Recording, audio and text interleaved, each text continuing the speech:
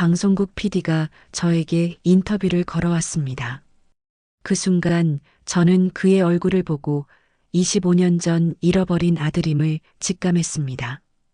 집에 있는 낡은 앨범 속 사진과 DNA 검사가 99%의 일치율을 보여준 것이 아들임을 더욱 명백하게 했죠.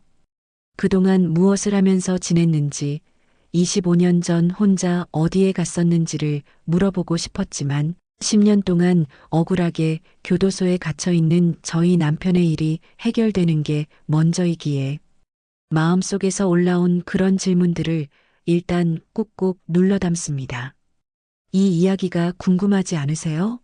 이야기 시작 전 구독과 좋아요 부탁드리며 여러분의 생각을 댓글로 남겨주세요. 중부시장 구석에 자리한 반찬 가게는 지나가는 사람들의 발길을 끌기에 너무 작았습니다. 시장 깊숙한 골목에 숨은 이 가게는 먼지 쌓인 간판 아래 쪼그려 앉아 손님을 기다리고 있었습니다. 정인옥은 매일 같은 시간에 문을 열고 닫으며 10년을 버텨왔습니다. 그녀의 얼굴엔 세월의 풍파가 깊게 패인 주름이 가득했지만 반찬을 담는 손놀림만큼은 여전히 정확하고 섬세했습니다. 어머니, 김치 조금만 더 주세요. 단골 손님의 말에 정인옥은 무표정한 얼굴로 고개를 끄덕였습니다. 옆구리에 끼웠던 수건으로 손을 닦으며 김치를 조금 더 담았죠. 그녀의 눈빛은 늘 어딘가 멀리 있는 듯 했습니다. 현실에 온전히 발 딛지 못한 채 반쯤은 다른 세계를 바라보는 사람 같았습니다. 시장 사람들은 알았습니다. 정인옥의 남편 이성만이 살인범으로 복역 중이라는 사실을요. 10년 전 시장 내 식자재 도매업체 사장 조영식이 살해된 사건의 범인으로 지목된 이성만. 단지 유통권을 두고 다툼이 있었다는 이유만으로 살인자라는 낙인이 찍혔습니다. 정인옥은 가게 구석에 놓인 액자를 바라봤습니다. 형광등 불빛 아래 빛바랜 가족사진 속에는 웃고 있는 세 사람이 있었죠. 그녀와 남편, 그리고 오래전 사라진 아들 준호. 정인옥은 매일 이 사진을 보며 하루를 시작했습니다. 약속 지켰어요, 당신. 가게 지키고 있어요. 낮은 목소리로 중얼거린 정인옥은 다시 일상으로 돌아갔습니다. 하지만 마음은 여전히 10년 전에 멈춰 있었습니다. 서울광역수사대 반장 오지석이 남편을 체포하던 그날 모든 것이 무너졌죠.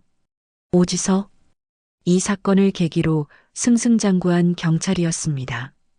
중부시장 살인사건의 빠른 해결로 그는 언론의 스포트라이트를 받았고 치안 영웅으로 떠올랐습니다. 정인옥은 가끔 텔레비전에서 그를 봤습니다. 이제는 국회의원이 된 오지석의 당당한 모습을 보며 쓴웃음을 지었죠. 말도 안 돼. 그런 사람이 어떻게 해. 가게를 정리하다 정인옥은 라디오에서 흘러나오는 뉴스를 들었습니다. 오지석 의원의 입법활동 소식이었죠.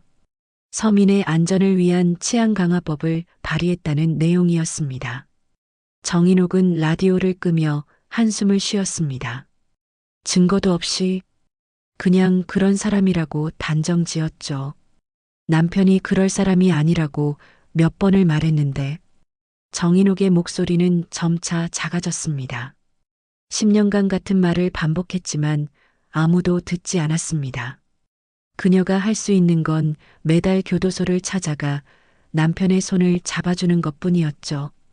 그날도 정인옥은 가게 문을 닫은 후 사진첩을 꺼냈습니다.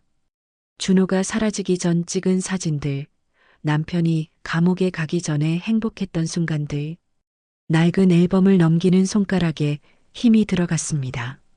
언젠가는 진실이 밝혀질 거예요. 정인옥은 매일 밤 같은 기도를 했습니다. 그리고 그 기도가 이루어질 것이라 믿었죠. 그게 아니라면 10년을 버틸 이유가 없었으니까요. 남편의 무죄를 증명할 날이 오리라는 희미한 희망만이 그녀를 지탱했습니다. 창문 너머로 스며드는 가로등 불빛이 정인옥의 굳은 표정을 비췄습니다. 그녀의 눈에는 눈물 한 방울이 맺혔지만 이내 손등으로 닦아냈죠. 울 시간도 포기할 시간도 없었습니다. 내일도 가게 문을 열고 남편이 돌아올 자리를 지켜야 했으니까요. 이렇게 정인옥의 하루는 또 저물어 갔습니다. 진실을 알지만 아무도 믿어주지 않는 고독한 10년을 견뎌온 여인의 어깨는 무거웠지만 그 무게만큼 그녀의 의지도 단단했습니다. 비가 멈추지 않던 그 여름은 서울 역사상 최악의 장마로 기록되었습니다. 하늘에서 쏟아지는 폭우에 중부시장 골목은 발목까지 물에 잠겼고 상인들은 허둥지둥 물건을 높은 곳으로 옮기느라 정신이 없었죠. 정인옥은 당시 15살이던 아들 이준호와 함께 물에 젖은 천을 쥐어짜며 가게로 새어 들어오는 빗물을 막고 있었습니다. 준호야, 가게 좀 봐줄래? 엄마 물건 좀 더 옮겨올게. 준호는 고개를 끄덕이며 어머니의 말에 순순히 따랐습니다. 착한 아이였죠. 학교에서도 친구들 사이에서도 늘 웃음이 많고 책임감 있는 소년이었습니다. 그날 정인옥이 창고에서 물건을 옮기고 돌아왔을 때 가게에는 준호의 모습이 보이지 않았습니다. 잠깐 나갔나 보다. 처음에는 그렇게 생각했습니다. 비가 잠시 그쳤을 때 준호가 밖에 나가 친구를 만나러 갔을 거라고요. 하지만 시간이 지나도 돌아오지 않자 불안감이 엄습했습니다. 시장 상인들에게 물어보고 준호의 친구들 집을 하나하나 찾아다녔지만 아무도 그를 보지 못했다고 했죠. 어디 갔니, 우리 아들. 그날 밤 정인옥과 이성만은 경찰서에 실종 신고를 했습니다. 경찰은 수색대를 꾸려 시장 주변을 샅샅이 뒤졌고 인근 CCTV도 확인했지만 준호의 흔적은 찾을 수 없었습니다. 단지 시장 입구 CCTV에 준호가 낯선 남자와 이야기하는 모습이 잠깐 찍혔을 뿐이었죠. 장마는 계속되었고 물에 잠긴 도시 곳곳에서 사고 소식이 들려왔습니다. 홍수로 인한 익사체가 발견되었다는 뉴스에 정인옥의 가슴은 철렁 내려앉았지만 다행히 그것이 준호는 아니었습니다. 희망은 있었지만 동시에 불안은 커져갔죠. 아이가 유괴됐을 가능성이 있습니다. 경찰의 말에 정인옥은 억장이 무너졌습니다. 왜 우리 아이를? 그저 평범한 시장 상인의 아들인데 누가 준호를 데려갔을까요? 이성만은 밤낮 없이 시장 주변을 돌며 아들을 찾았고 정인옥은 가게를 지키며 혹시 돌아올지 모를 준호를 기다렸습니다. 아들이 돌아올 거예요. 꼭 돌아올 거예요. 하지만 시간이 흐를수록 희망은 작아졌습니다.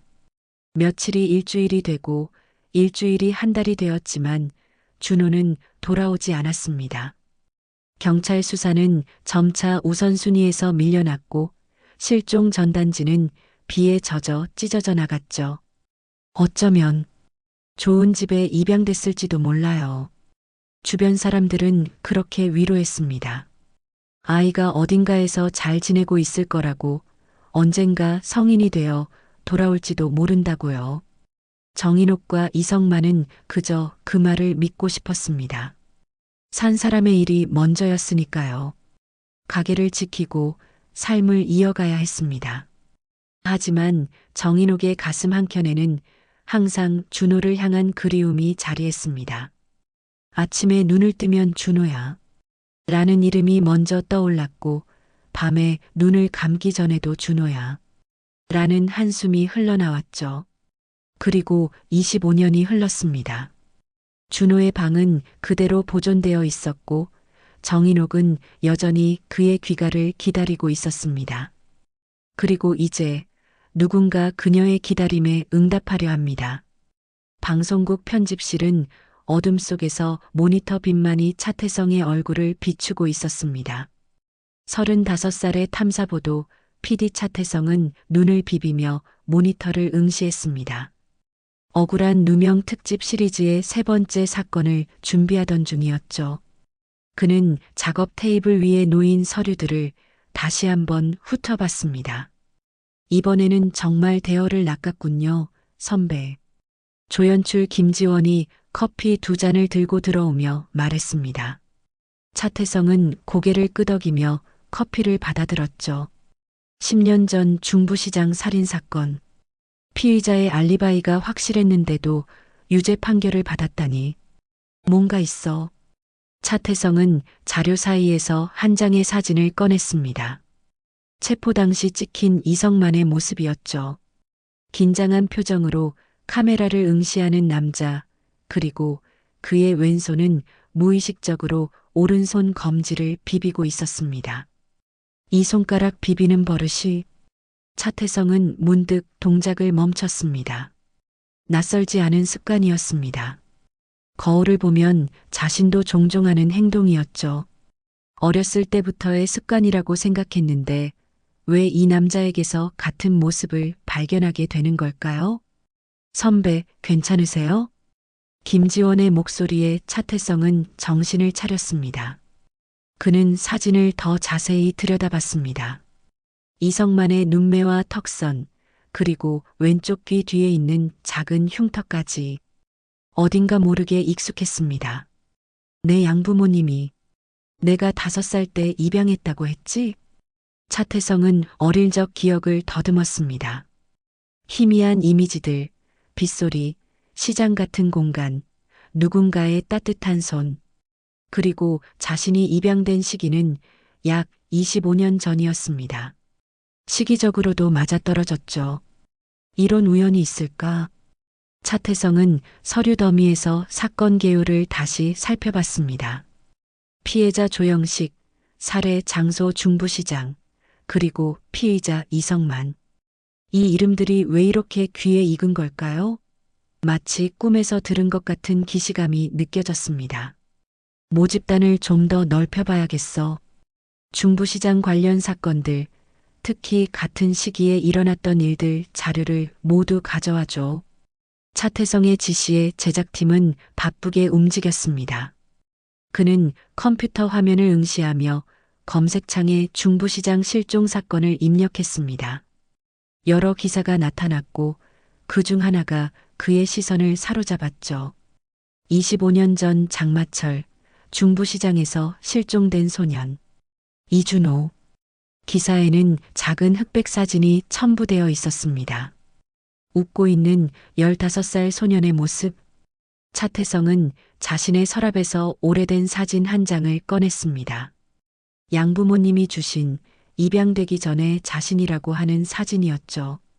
두 사진을 나란히 놓자 똑같은 미소, 똑같은 눈매가 그를 바라보고 있었습니다. 내가 이준호인가? 차태성의 손이 떨렸습니다. 만약 자신이 이준호라면 이성만은 그의 아버지일지도 모릅니다.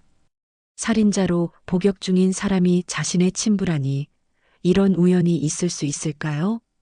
아니면 우연이 아닐지도 모릅니다. 내일 중부시장부터 가봐야겠어. 차태성은 결심했습니다. 이제 이 취재는 단순한 억울한 누명 사건이 아니었습니다. 그의 정체성, 그의 과거, 그리고 그가 잃어버린 가족에 관한 이야기였죠.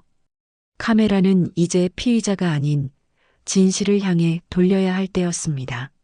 아침 일찍 중부시장은 이미 활기찬 소리로 가득했습니다.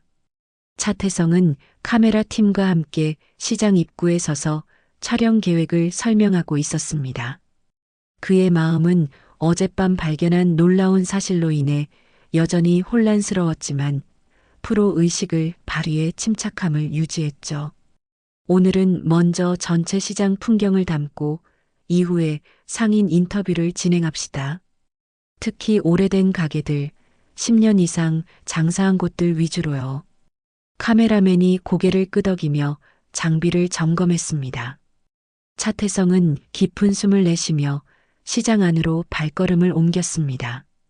25년 전 사진 속 소년과 자신의 유사점, 그리고 중부시장과의 연결고리를 생각하니 가슴이 두근거렸죠. 하지만 이곳에서의 기억은 거의 없었습니다.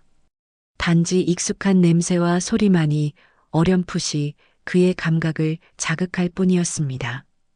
어디부터 시작할까요, 선배? 김지원의 질문에 차태성은 잠시 생각에 잠겼습니다. 그러다 문득 시장 구석에 있는 작은 반찬 가게가 눈에 들어왔습니다. 저기 먼저 가볼게요. 그는 직감적으로 그 가게를 향해 걸어갔습니다. 가게 앞에 도착했을 때 작은 간판이 보였습니다. 인옥 반찬.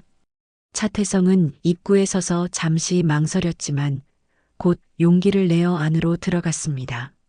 어서 오세요. 가게 안쪽에서 나이 지긋한 여성이 반찬을 정리하며 말했습니다. 차태성은 그녀의 얼굴을 자세히 살펴봤습니다. 주름진 피부와 지친 눈빛, 하지만 어딘가 모르게 따뜻함이 느껴지는 얼굴이었죠. 안녕하세요. 저희가 시장에 관한 다큐멘터리를 촬영 중인데요. 혹시 인터뷰 가능하실까요? 차태성이 카메라 팀을 가리키며 말했습니다. 정인옥은 잠시 경계하는 표정을 지었지만 곧 고개를 끄덕였습니다. 네, 뭐 별로 대단한 이야기는 없지만. 차태성은 정인옥에게 일반적인 질문들을 던졌습니다. 가게를 운영한 지 얼마나 되었는지, 시장의 변화는 어땠는지 등. 정인옥은 담담하게 대답했지만 때때로 차태성의 얼굴을 유심히 바라보았습니다. 이 시장에서 10년 전에 큰 사건이 있었다고 들었는데 혹시 기억나세요? 차태성이 조심스럽게 질문했을 때 정인옥의 표정이 굳어졌습니다. 그녀는 잠시 말을 고르더니 짧게 대답했습니다. 네, 살인 사건이요. 하지만 저는 자세히 모릅니다. 인터뷰가 끝나고 차태성이 가게를 나서려 할 때 정인옥이 그를 불러 세웠습니다. 저, 혹시 어디서 뵌 적이 있나요? 얼굴이 너무 낯익어서. 차태성은 심장이 빠르게 뛰는 것을 느꼈습니다. 그는 잠시 망설이다가 용기를 내어 물었습니다. 혹시 이준호라는 이름을 기억하시나요? 정인옥의 얼굴이 창백해졌습니다. 그녀의 손에서 들고 있던 행주가 떨어졌죠. 어떻게 그 이름을? 이성만 씨의 사건을 조사하는 중에 알게 됐습니다. 그리고 제가 어릴 때 입양됐다는 사실도요. 정인옥은 떨리는 손으로 의자를 붙잡았습니다. 차태성은 그녀를 부축해 앉게 했습니다. 카메라맨에게 밖에서 기다려달라고 부탁한 후 그는 정인옥과 마주 앉았습니다. 제 사진이 있으신가요? 어릴 때 사진. 정인옥은 말없이 일어나 가게 안쪽으로 들어갔습니다. 잠시 후 그녀는 낡은 앨범을 들고 돌아왔습니다. 떨리는 손으로 페이지를 넘기던 그녀는 한 장의 사진 앞에서 멈췄습니다. 웃고 있는 어린 소년의 사진이었죠. 차태성은 숨을 깊게 들이마셨습니다. 그는 지갑에서 자신의 어린 시절 사진을 꺼내 나란히 놓았습니다. 두 사진 속 아이는 놀랍도록 닮아 있었습니다. 25년 전 장마철에 사라졌어요. 우리 아들 준호가. 정인옥의 목소리는 떨렸고 눈에는 눈물이 고였습니다. 차태성도 감정이 복받쳐 말을 잇지 못했습니다. 확실히 하고 싶습니다. DNA 검사를 해도 될까요? 정인옥은 잠시 생각에 잠겼다가 고개를 끄덕였습니다. 그녀의 눈에는 두려움과 희망이 공존했습니다. 내 아들이 정말 살아있는 걸까? 검사 결과를 기다리는 2주 동안 차태성은 계속해서 이성만의 사건을 조사했습니다. 그는 정인옥을 다시 찾아가 더 많은 이야기를 들었고 그녀 역시 차태성에게 조금씩 마음을 열었습니다. 그들은 아직 확신할 수 없었지만 서로에게 묘한 친밀감을 느꼈습니다. 마침내 결과가 나왔고 차태성은 떨리는 마음으로 정인옥의 가게를 찾았습니다. 그가 봉투를 건네자 정인옥의 손이 떨렸습니다. 99.9% 일치합니다. 그 말에 정인옥은 오열했습니다. 25년 동안 기다려온 아들이 마침내 돌아온 것이었습니다. 그녀는 차태성을 바라보며 조심스럽게 손을 뻗었고 그는 어색하지만 그녀의 손을 잡아주었습니다. 준호야, 우리 아들. 저는 지금은 차태성이라는 이름으로 살고 있습니다. 차태성은 천천히 자신의 이야기를 들려주었습니다. 아들 이준호는 실종된 것이 아니라 유괴되었고 이후 입양시설을 거쳐 차씨 가정에 입양되었다는 사실을요. 아버지는 정말 무죄인가요? 차태성의 질문에 정인옥은 확신에 찬 목소리로 대답했습니다. 그래. 너희 아버지는 결코 그런 일을 할 사람이 아니야. 누군가 그를 함정에 빠뜨린 거야. 차태성은 결심했습니다. 이제 그의 목표는 분명했습니다. 아버지의 누명을 벗기고 잃어버린 가족을 되찾는 것. 그것이 그가 해야 할 일이었습니다. 도와드리겠습니다. 아버지의 무죄를 밝혀내겠습니다. 차태성의 사무실은 밤늦게까지 불이 켜져 있었습니다. 벽면에는 이성만 사건 관련 자료들이 빼곡히 붙어 있었고 그 중심에는 오지석의 사진이 크게 자리 잡고 있었죠. 현재 국회의원으로 활동 중인 오지석은 과거 이성만 사건의 수사 책임자였던 광역수사대 반장이었습니다. 이 사람이 아버지를 범인으로 만들었군요. 차태성은 오지석의 사진을 응시하며 중얼거렸습니다. 그는 책상 위에 놓인 신문 기사를 집어들었습니다. 서민 치안의 상징, 오지석 의원 치안 강화법 발의 제목의 기사였죠. 기사 속 오지석은 당당하게 웃고 있었습니다. 10년 전 중부시장 살인사건의 신속한 해결로 주목받기 시작해 기사의 문장을 읽으며 차태성의 눈이 가늘어졌습니다. 정인옥에게서 들은 이야기, 그리고 지금까지 수집한 자료들은 이성만이 누명을 썼을 가능성을 강하게 시사했습니다. 그는 휴대폰을 집어들어 한 통의 전화를 걸었죠. 법무법인 정의입니까? 변호사님과 통화가 필요합니다. 차태성은 이제 방송 제작자가 아닌 아버지의 누명을 벗기기 위한 아들로서 움직이기 시작했습니다. 그는 먼저 사건 기록 열람을 신청했고 당시 수사 과정의 모든 기록을 검토하기 시작했죠. 이 진술서, 날짜가 이상하네요. 변호사와 함께 기록을 살펴보던 차태성은 목격자 진술서의 날짜가 서로 일치하지 않는 것을 발견했습니다. 또한 초기 수사 보고서와 최종 보고서 사이에 누락된 정보들도 있었죠.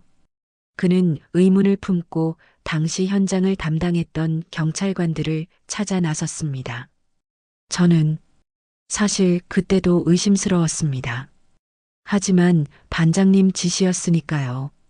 은퇴한 형사 한 명이 조심스럽게 털어놓았습니다. 오지석 반장이 특별히 이 사건을 신속하게 마무리하길 원했다는 증언이었죠. 차태성은 더 깊이 파고들었습니다. 시장 CCTV, 당시 목격자들, 심지어 피해자 조영식의 인맥까지 모두 조사했습니다. CCTV에서 이상한 점을 발견했습니다. 기술팀은 당시 영상을 복원해 분석했고 결정적인 순간이 편집되었을 가능성을 제기했습니다. 차태성은 자료를 쌓아가며 점점 더 확신을 갖게 되었죠. 그의 아버지는 억울한 누명을 쓴 것이 분명했습니다. 방송은 언제 내보내실 겁니까, PD님? 제작팀이 물었을 때 차태성은 잠시 생각에 잠겼습니다. 이 사건은 이제 단순한 방송 소재가 아니었습니다. 그것은 그의 가족, 그의 정체성, 그리고 10년간 감옥에 갇힌 그의 아버지에 관한 문제였죠. 방송은 좀 더 시간을 두고 준비하겠습니다.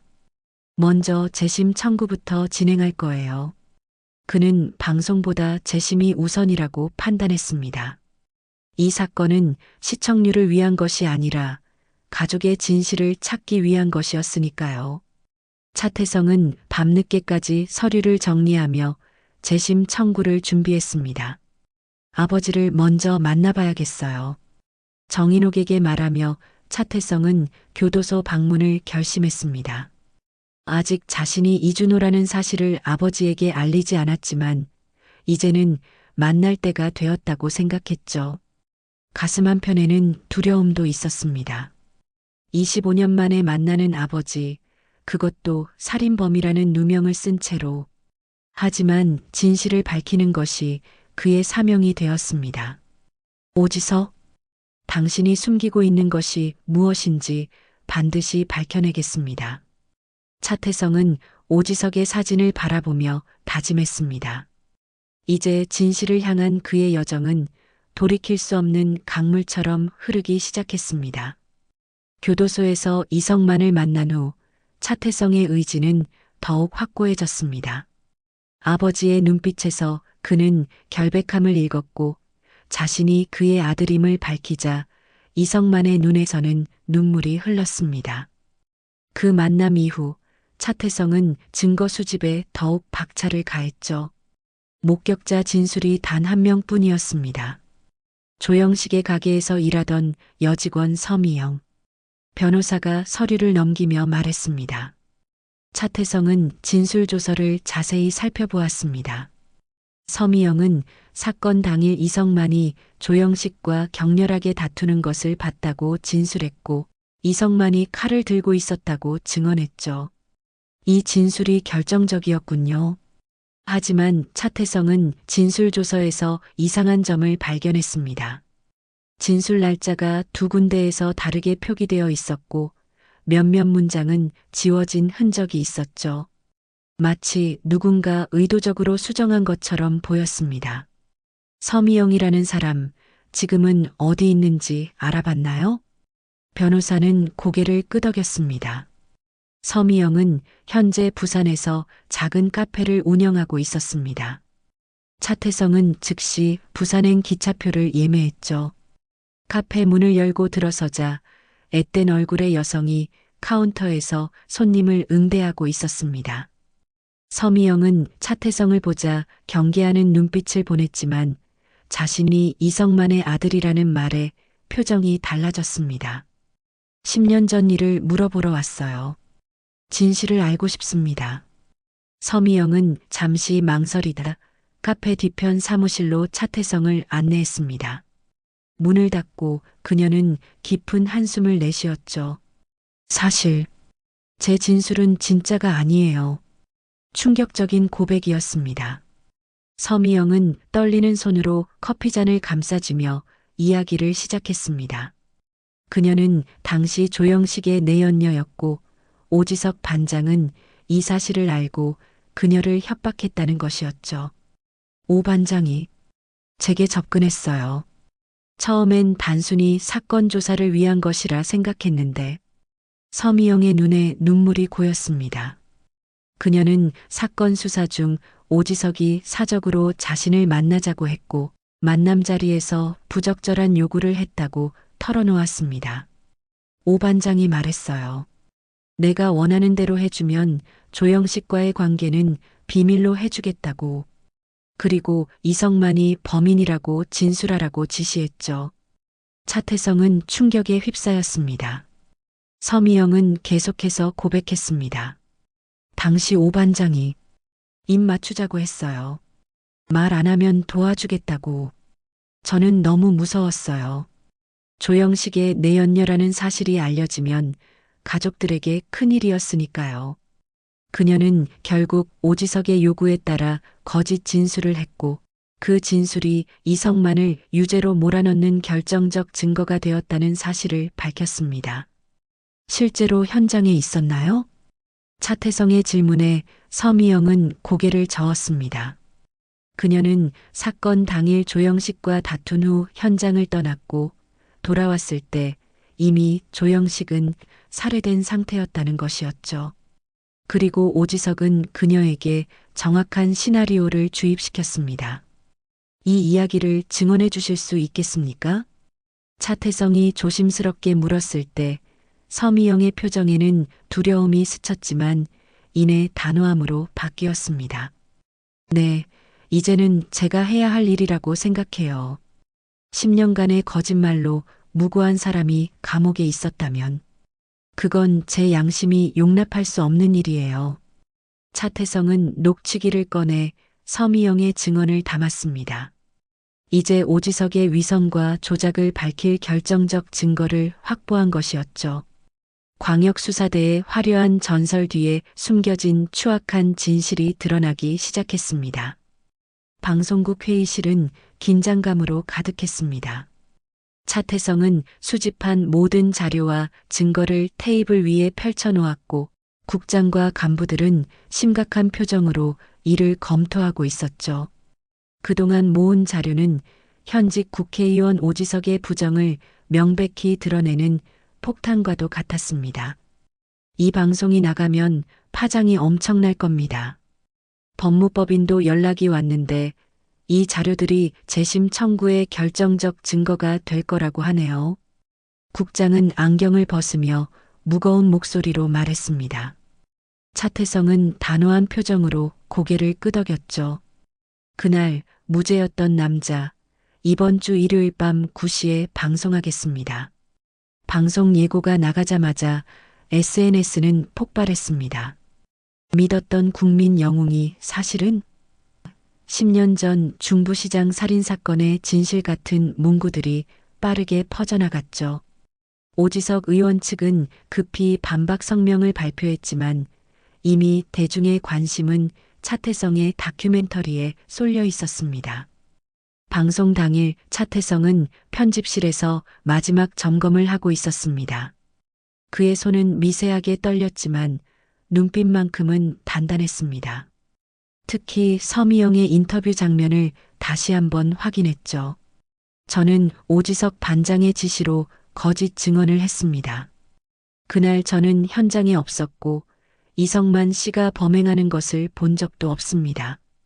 방송이 시작되자 전국의 시청자들은 충격에 빠졌습니다. 다큐멘터리는 처음부터 강력한 의혹을 제기했죠. 증거 조작, 날짜 불일치, 목격자 협박까지. 그리고 마지막으로 차태성이 직접 카메라 앞에 섰습니다. 저는 이성만의 아들입니다. 25년 전 실종됐던 이준호죠. 아버지가 누명을 쓴 채 10년을 감옥에서 보내는 동안 저는 모르고 살았습니다. 하지만 이제 진실을 찾았고 여러분과 함께 나누고자 합니다. 방송이 끝난 후 사회는 격렬하게 반응했습니다. 오지석 의원을 규탄하는 시위가 국회 앞에서 벌어졌고 검찰은 즉각 재조사에 착수했죠. 언론은 연일 국민 영웅의 추락을 다루었고 정치권에서도 오지석에 대한 비판이 쏟아졌습니다. 서미영 씨의 위증 혐의가 인정되었으며 당시 수사 책임자였던 오지석 의원의 증거 조작 여부도 수사 중입니다. 검찰의 공식 발표가 나왔고 불과 일주일 만에 오지석은 국회의원직 사퇴를 발표했습니다. 그의 얼굴은 텔레비전 화면 속에서 창백했죠. 저는 잘못을 인정합니다. 10년 전 사건에서 저는 출세를 위해 진실을 왜곡했습니다. 오지석의 고백은 더 큰 파장을 불러일으켰습니다. 대법원은 신속하게 이성만의 재심을 결정했고 검찰도 무죄 취지의 의견을 제출했죠. 마침내 재판부는 이성만에게 무죄를 선고했습니다. 이성만은 무죄입니다. 법원은 피고인에게 누명을 씌운 국가 권력의 잘못에 대해 깊이 사과드립니다. 석방 당일 교도소 앞에는 수많은 취재진이 모여들었습니다. 차태성과 정인옥은 떨리는 마음으로 출소하는 이성만을 기다렸죠. 10년 만에 자유의 몸이 된 이성만이 교도소 문을 나서자 정인옥은 참았던 눈물을 터뜨렸습니다. 당신이 결백하다는 걸 알고 있었어요. 차태성은 잠시 뒤에 서서 부모님의 재회를 지켜보았습니다. 그의 눈에도 눈물이 고였지만 그것은 슬픔이 아닌 정의가 실현된 기쁨의 눈물이었죠. 카메라는 이 가족의 재회 장면을 담았고 그 영상은 또다시 전국을 감동시켰습니다. 이제야 진짜 방송이 끝났네요. 차태성은 마음속으로 중얼거렸습니다. 그날 무죄였던 남자는 그의 가장 위대한 작품이자 인생의 전환점이 되었습니다. 교도소 철문이 열리는 소리는 이성만에게 10년 만의 자유를 알리는 종소리와 같았습니다. 그는 주저하는 걸음으로 밖으로 나왔습니다. 봄볕이 그의 얼굴을 비추었고 그 앞에는 정인옥과 차태성이 서 있었죠. 정인옥은 이미 눈물로 얼굴이 젖어 있었습니다. 여보. 한마디에 이성만의 눈에서도 눈물이 흘러내렸습니다. 10년 동안 꿈에서도 그리던 아내의 목소리였죠. 두 사람은 말없이 서로를 끌어안았습니다. 따스한 봄바람이 세 사람 사이로 흘러갔고 차태성은 잠시 거리를 두고 그 모습을 지켜보았습니다. 이준호. 이성만이 떨리는 목소리로 불렀습니다. 교도소에서 이미 만난 적이 있지만 자유의 몸으로 아들을 부르는 이 순간은 완전히 달랐습니다. 차태성은 천천히 다가가 아버지 앞에 섰습니다. 아버지, 저는 아버지를 믿습니다. 그리고 이젠 세상도 믿게 했어요. 이성만은 말 대신 아들을 끌어안았습니다. 그의 어깨는 흐느낌으로 떨렸고 10년간 가슴속에 묻어둔 모든 감정이 눈물과 함께 쏟아져 나왔죠. 차태성 역시 강하게 아버지를 안아주었습니다. 준호야, 내가 이렇게 훌륭하게 자랐구나. 이성만은 아들의 얼굴을 양손으로 감싸며 말했습니다. 25년 전 잃어버린 아들이 이제는 당당한 성인이 되어 자신을 구해준 것이었죠. 그것은 기적과도 같은 일이었습니다. 이젠 집에 가요. 우리 함께. 정인옥의 말에 세 사람은 손을 맞잡고 교도소를 떠났습니다. 취재진들이 많았지만 이성만의 표정은 평온했습니다. 더 이상 숨을 필요도 두려워할 필요도 없었습니다. 진실은 이미 세상에 알려졌고 그는 이제 자유로웠으니까요. 중부시장으로 돌아온 세 사람은 오래된 반찬가게 앞에 섰습니다. 이성만은 감격에 찬 표정으로 가게를 바라보았습니다. 당신이 이걸 지켜냈군요. 정인옥은 미소를 지으며 고개를 끄덕였습니다. 그것은 단순한 가게가 아니라 가족의 역사이자 희망이었습니다. 차태성은 가게 안을 둘러보았고 어릴 적 희미한 기억이 조금씩 떠올랐습니다. 여기서 저도 자랐던 거죠? 이성만은 고개를 끄덕였습니다.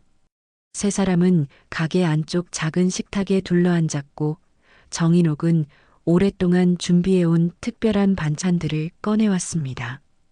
밥을 짓고 국을 끓이는 동안 이성만은 차태성에게 어릴 적 이야기를 들려주었습니다. 내가 5살 때 비 오는 날이면 항상 우산 쓰기를 거부했지. 비를 맞는 게 좋다고. 작은 식탁에 밥이 차려졌고 25년 만에 세 식구는 함께 식사를 시작했습니다. 숟가락을 드는 손길이 어색했지만 그들의 표정은 행복으로 가득했죠. 이제 어떤 계획이세요, 아버지? 차태성이 물었을 때 이성만은 잠시 생각에 잠겼습니다. 그리고 정인옥의 손을 꼭 잡았죠. 그저 평범하게 살고 싶구나. 가게도 돕고. 그동안 당신이 고생 많았어. 시간은 천천히 흘렀고 창밖으로는 시장의 소란이 들려왔습니다. 하지만 가게 안은 평화로웠습니다. 세 사람의 대화는 끊이지 않았고 웃음소리도 자주 터져나왔습니다. 몇 주 후 중부시장 골목길에는 작은 변화가 생겼습니다. 인옥 반찬이라는 간판이 인옥인의 밥상으로 바뀌었고 가게는 조금 더 넓어졌습니다. 이성만은 주방을 담당했고 정인옥은 반찬을, 그리고 주말마다 차태성이 찾아와 가게 일을 도왔습니다. 시장 사람들은 이제 가게를 지나며 미소 짓습니다. 그들은 이성만의 억울한 사연을 알게 되었고 다시 시작하는 그의 삶을 응원했습니다. 주말이면 세 사람이 함께 식사하는 모습이 골목 안을 따뜻하게 밝혔습니다. 잃어버렸던 가족은 다시 만나 새로운 시작을 이어갔고 시장 골목 어귀에는 다시 새 식구의 따뜻한 밥상이 차려졌습니다.